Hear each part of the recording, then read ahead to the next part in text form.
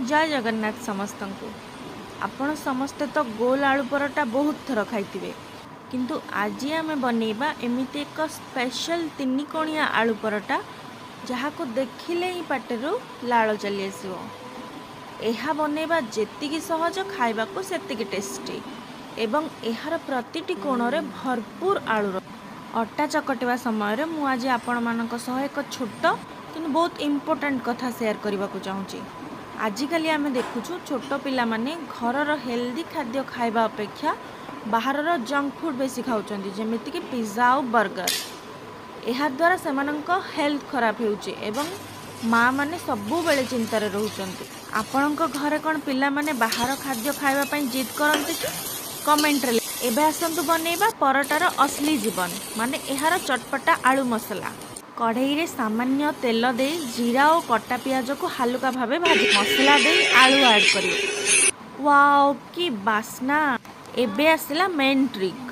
तमे रोटी को भल भावे गोल करी बेली नबा आउ तापरे आलू स्टफिंग को वीडियो रे जेमिति देखैबा सेमिति आमे फिल करिबा।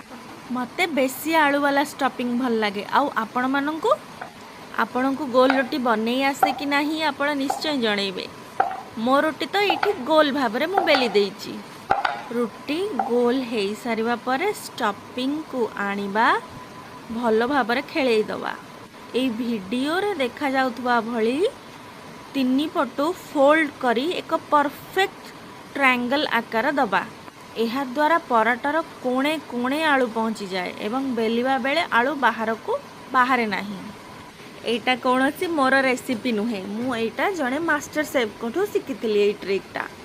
साइड गुड़ा को भल भाव में दबेई अटा दे बेली दबा जेमिति वीडियो रे देखा जाउची सेमिति ही करिबा।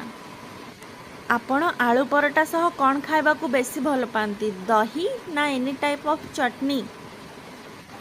एठारे आउ एक सामाजिक समस्या विषय मु कहबी, ताहा हेउची फूड वेस्टेज।